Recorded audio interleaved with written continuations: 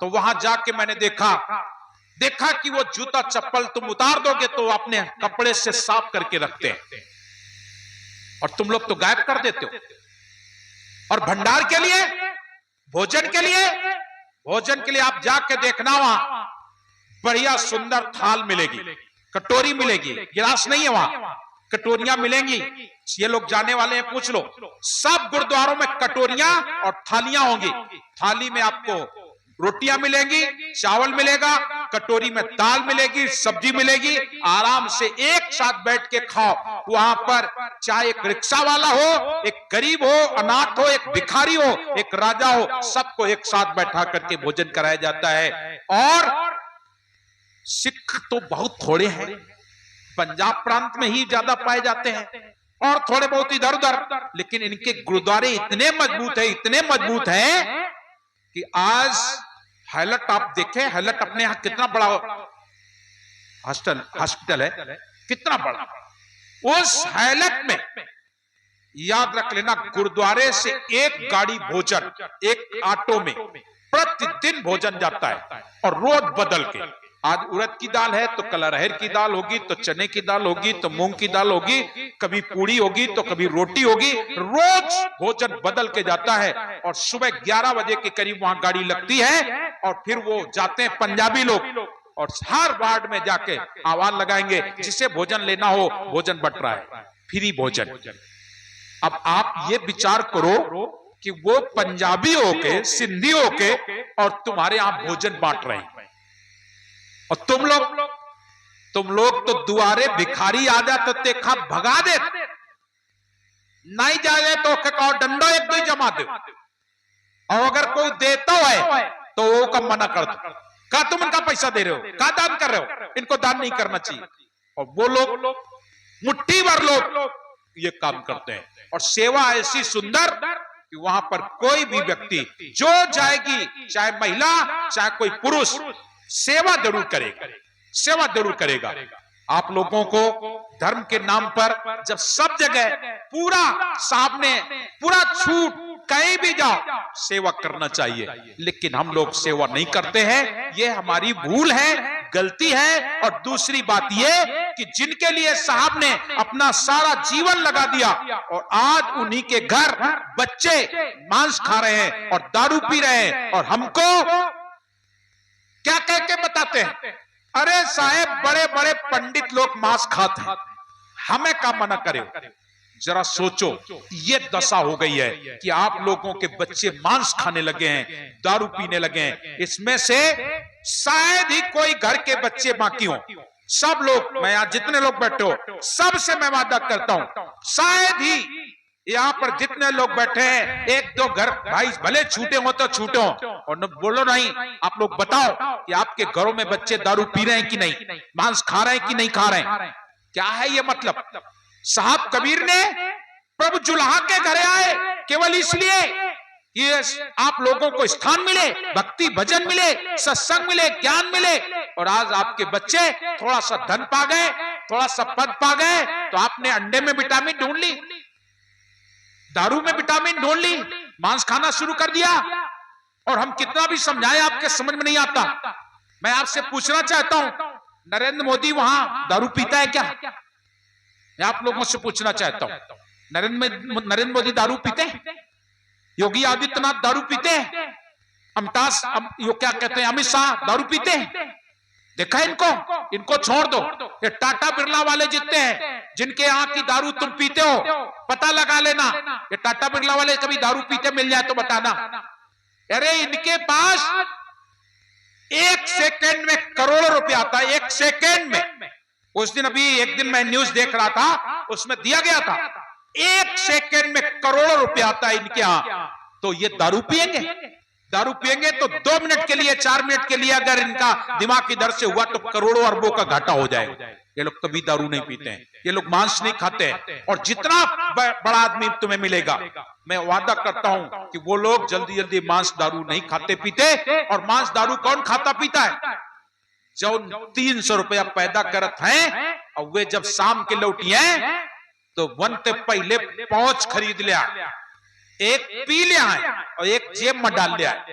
और वह रास्ता में खत्म कर दिया है। और जब घरे घर वाली पूछिया सब्जी लाए हो तो डंडा ते बात करिए, लड़ाई कर दिया, झगड़ा कर दिया है। और आज उनके लड़का सरकारी स्कूल में पढ़त है, वो सरकारी स्कूल की फीसों नहीं, किताबें नहीं, उनको ट्यूशन भी नहीं दिला पाते हैं उनके बच्चे। आज ये स्थिति है। अरे आप लोग धन पैदा करते हो, अच्छी बात है, पैसा पैदा करो, अपने बच्चों को अच्छी शिक्षा दो, अच्छी संगति दो, अच्छे स्थान पर बैठाओ। लेकिन यहाँ जो लोग बैठे हो, कितने बच्चे हैं तुम्हारे जो सत्संग में आए? कितने लोग आते हैं सत्संग? जितना नौयुवक है कोई सत्संग में नहीं आता है। सब पीने खाने वाले, सब पिएंगे खाएंगे मौज मस्ती उड़ाएंगे, पार्टी करेंगे। हाँ, लेकिन यहाँ धार्मिक पार्टी में आने में उनकी हिम्मत नहीं पड़ती है। तो प्रिय सज्जनों, ये दुख की बात है, ये बहुत बड़ी दुख की बात है, सोचनीय बात है। आज आप लोग धर्म से दूर होते जा रहे हैं, आप धर्म से जुड़ नहीं पाओगे। और वैसे भी एक साखी किसी ने कही हो, मुझे तो याद नहीं, लेकिन उसमें एक साखी बड़े ही कटुता के साथ कही गई, साहब कबीर के बारे में कही गई, जबकि साहब कबीर ने ऐसा नहीं कहा होगा। मेरा मानना है कि ऐसा नहीं कहा होगा। क्या साखी है? पहले बोधों कोरी चमारा और फिर बोधों राजन दरबारा, ऐसा कहते हैं। लेकिन आज सच में वही बात हो गई, ये बात आ गई। आज कबीर पंथ को आप लोग नहीं स्वीकार कर पा रहे हो, लेकिन आज राधा स्वामी में जाएंगे, बाल योगेश्वर में जाएंगे, सतपाल जी के यहां जाएंगे, और बड़े बड़े ब्राह्मण क्षत्रिय जाते हैं और वहां पर साहब कबीर के भजन को सुन करके साहब कबीर का ज्ञान लेकर के आते हैं कि नहीं? आते हैं कि नहीं?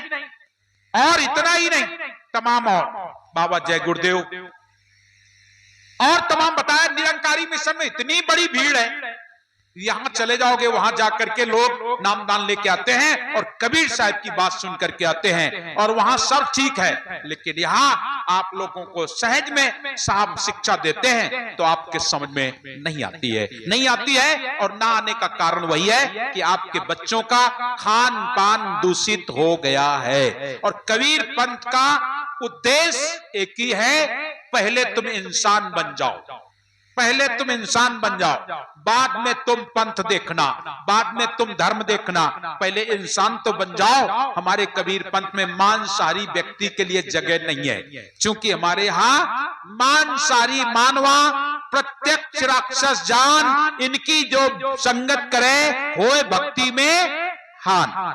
मांसाहारी मनुष्य को हमारे यहाँ राक्षस कहा जाता है। तो कौन भैया सही है? हमारे इनका है नहीं भीड़ होती, हमारे यहाँ भीड़ क्यों नहीं होती है? केवल उसका कारण वही है, एक ही कारण है और कोई कारण नहीं। और नहीं तो हमारे भी प्रवचन में आप संभाल नहीं पाओगे, इतनी भीड़ हो। लेकिन आदमी केवल नहीं आता है, उसका कारण है मांस का विरोध, दारू का विरोध, तंबाकू बीड़ी सिगरेट का विरोध। इस आश्रम परिसर के अंदर अब तुम सोच लो ना, इतना बढ़िया सुंदर आश्रम है ना, आदमी इसके अंदर घुसता है तो वो एक सोचत है बीड़ी जराने के लिए, और अगर जगायुली नहीं धोखे में तो लोग का बुझा दो न, शायद देख लिए बाउंडेड है अपना नहीं ना, कहते हैं हम हमारे सामने पी लिया तो कोई बात नहीं, लेकिन साहेब अगर देख ली तो परेशान। मतलब हम जब तक आश्रम में हैं तो आश्रम के आस पास यहाँ कोई बीड़ी नहीं पी सकता है, सिगरेट नहीं पी सकता है, तंबाकू नहीं खा सकता है। क्यों? आप लोग अपना जीवन बदलो, मांस का सेवन बंद करो, मदिरा का सेवन बंद करो, इंसान बनो इंसान। हम नहीं कहते तुम कबीरपंथी हो जाओ, हमारे यहाँ ऐसा कोई व्यवसाय नहीं है, हमारे यहाँ कोई एजेंट नहीं लगे हैं कि हम तुम्हें कबीरपंथी बनाने के लिए एजेंट बनाएं, हम फ्री में तुम्हें किताबें बांटें, हम तुम्हारे यहाँ फ्री में किसी को भेज दें, बिल्कुल कतई नहीं। आपकी 1000 बार गर्ज हो तब आपको कभी प्रेशर नहीं दिया जाता है कि हमारे कबीरपंथी बनो, हमारा कोई एजेंट नहीं जाता है कि तुम कबीरपंथी बनो। जानता है अन्य धर्मों के एजेंट है, जबरदस्ती कही है चलो चलो हमारे सत्संग में चलो, जबरदस्ती सत्संग में लिवा ली है, अपन पैसा लगा के ले और लवाने के बाद और फिर क्या कही है, अब यन आए तो नाम ले लो, यो और कहीं है, यानी आए और तो नाम दान ले लो। लेकिन हमारे यहाँ ऐसा नहीं है। हम आपसे कहेंगे जरूर कि चलो दामा खेड़ा, लेकिन आपसे ये नहीं कहेंगे कि तुम नाम दान ले लो। क्यों? जबरन नहीं दिलाऊंगा। जबरन नाम दान किसी को नहीं दिलाया जाता है। आपको खूब अच्छा लगे, आपके पसंद लगे, आपका विश्वास अगर जाग जाए और तुम्हें सत्य लगे तो, अगर लगे कि नहीं हाँ सत्य है तो आना। दरबार खुला है, ये कभी दरबार बंद नहीं होता। दुनिया के दरबार बंद हो जाते हैं, लेकिन ये 24 घंटे दरबार खुला रहता है। इसलिए मैं आपसे निवेदन करता हूं, आप अपने जीवन को संभालने का प्रयास कीजिए तो प्रभु जुलाहा के घर आए, इसलिए कि दीनहीन गरीब जनता को समाज में ठुकराया गया था, इनको स्थान दिया जाए। देखिए साहब कबीर ने कितना बड़ा संघर्ष झेला। जिस समय सदगुरु कबीर साहब रामानंद जी के पास पहुंचे, लोगों ने एक बात कही। साहब कबीर का सीधा साचा ज्ञान लोगों के ज्ञान के आगे, लोगों के ज्ञान के आगे तलवार जैसा काम कर रहा था। जो लोग ज्ञान ध्यान की बात करें, साहब तुरंत उसे काट कर देते। खटकर्म की कोई बात करे, साहब उसे काट दिया करते थे। तमाम जगह पर खड़े होकर के लोगों से पूछ बैठे, ये कपड़ा काहे रंगाए हो? तो बोले हम साधु ही गए। सीधे साहब ने मना कर दिया, मन न रंगाए, रंगाए जो कोई कपड़ा, ये कपड़ा रंगा ली ना, मन नहीं रंगाए। ये दाढ़ी क्यों रखा ली? साधु बन गए, बाबा बन गए इसलिए। अरे तुमने दाढ़ी क्यों रखाई? साहब ने मना करा दिया। दाढ़ी का रखाने से क्या ईश्वर मिल जाएगा? और दाढ़ी तो रखाए जैसे हो कोनो बकरा, और मन न रंगाए, रंगाए जोगी कपड़ा। लोगों ने सर मुड़ा लिए। साहब ने कहा मूड़ मुड़ाए से भगवान मिल जाएगा क्या?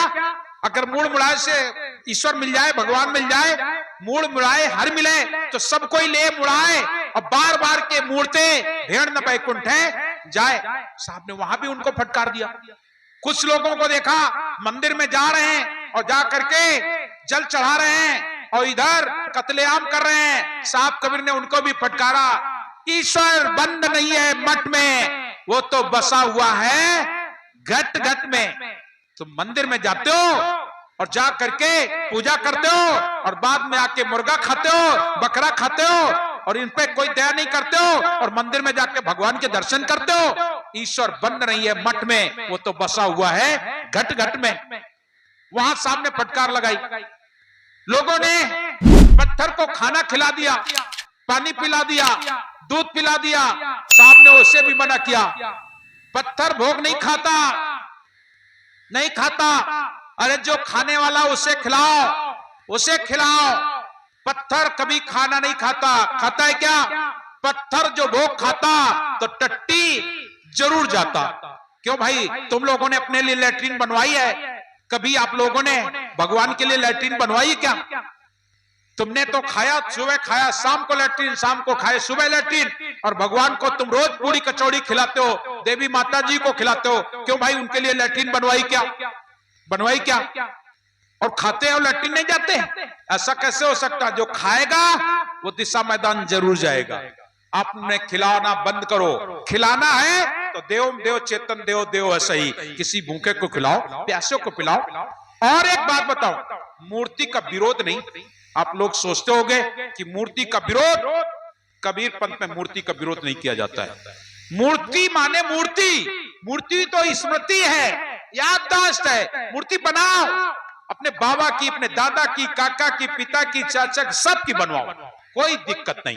मूर्ति बनाना कोई बुरी बात नहीं, चाहे भगवान राम की हो, चाहे भगवान कृष्ण की हो, चाहे साहिब कबीर को, किसी की भी मूर्ति बनवाओ। मूर्ति एक स्मृति चिन्ह है, लेकिन उसको तुम खिलाते हो, पिलाते हो, जल देते हो, ये सब पाखंड मत करो। वो खाएगी नहीं, वो पिएगी नहीं। हाँ, हाथ जोड़ करके उसका स्मरण करो, मूर्ति का नहीं, उस स्वरूप का जो था। उनके ज्ञान को, उनके संदेश को सुनो और चिंतन करो तो बात बनेगी। उन्होंने क्या ज्ञान दिया, क्या उपदेश दिया, क्या उनकी महिमा है, वो सुनो और सुनाओ तो बात बनेगी। लेकिन हम लोग कई सौ, तुम हमार भारत देश इतना बढ़िया, कि हमारे भगवान के लिए 25-25, 50-50 तोला सोना के जेवर, और हमारे घर की जो बहन बिटियां हैं इनके पास नाके की कील नहीं है सोने की। सही बताओ, ऐसी आए कि ना? तमाम ऐसी बहन बेटियां जिनके पास नाक की कील नहीं है सोने की, और भगवान के लिए सोने के जेवर हैं। देवियों के लिए 16 श्रृंगार खरीद के चढ़ाए जाते हैं, और अपनी बहू के लिए सास मंदिर में जाके 14 चूड़ी, सिंदूर, बेंदी और जाने का सब चढ़ाएंगे, लेकिन बहुरिया का कमोन लेके दी ना हो, नहीं देंगी ना, नहीं देंगी, कह रहे ना दिया। जरा सोचो, तमाम हमारी बहन बेटियां ऐसी हैं जिनके पास नहीं सामान, लेकिन देविन के लिए श्रृंगार, देविन के लिए श्रृंगार, ये सब क्या है?